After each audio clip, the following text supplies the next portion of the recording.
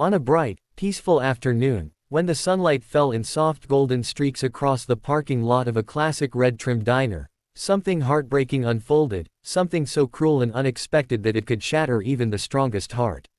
It began with an elderly woman named Marina Hull standing quietly outside the diner with her small purse, her fragile hands trembling as she tried to read the lips of the teens around her. They weren't helping her. They weren't asking if she was okay. Instead, they were filming her, mocking her, circling around her like predators who found amusement in someone else's pain. And in that moment, the world felt painfully unfair. Before we go deeper into this story, if you believe in kindness, compassion, and second chances, please like, comment, share, and subscribe to Kindness Corner because stories like these deserve to be heard.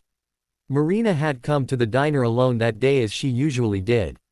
She was 83, gentle, soft-spoken, and completely deaf.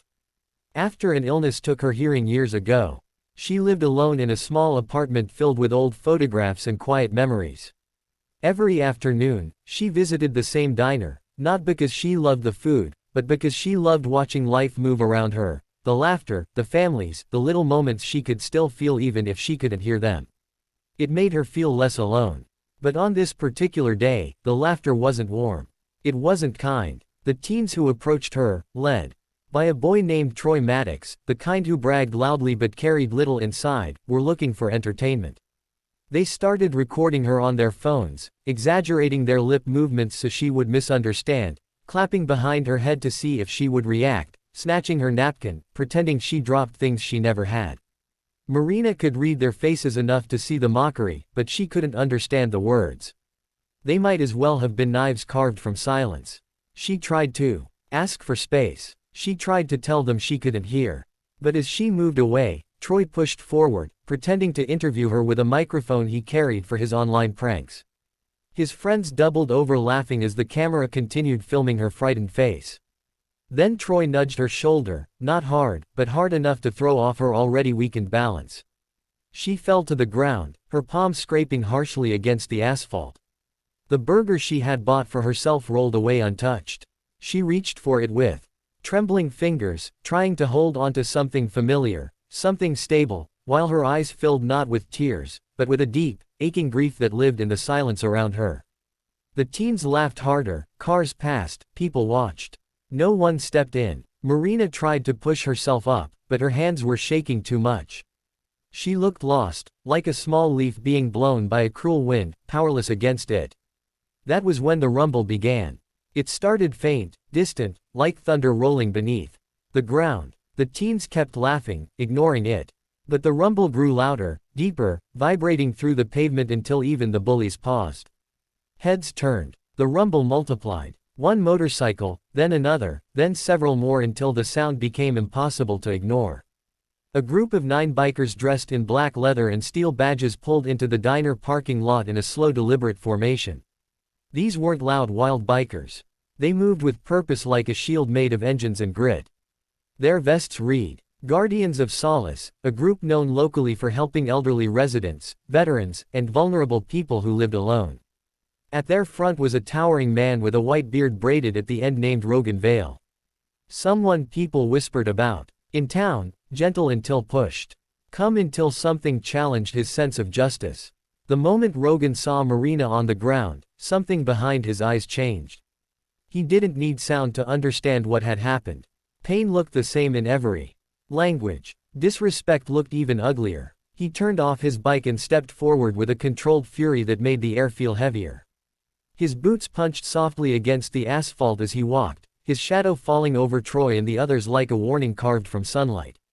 The rest of the bikers fanned out behind him, forming a half-circle between Marina and the teens. Troy tried to speak, tried to laugh it off, but his voice cracked. Before he could explain or excuse, Rogan crouched beside Marina. With surprising gentleness, he placed a large hand behind her back, helping her sit up, then carefully picked up her fallen burger as though it were something priceless. Marina looked up at him with confusion first, then relief, and then something soft, something like being seen for the first time in a long time. Rogan wasn't angry at her. He was furious for her. He stood slowly, turning to the teens, his expression hardening like stone. The silence between them was louder than any shout. The teens lowered their phones, shame flooding their faces. They had expected someone helpless. Instead, they had found a wall. Without raising his voice, Rogan signaled one of his group, a woman named Kira Vale, who gently helped Marina to her feet. She signed slowly, clearly, telling Marina she was safe now. And for the first time in a long while, Marina felt protected.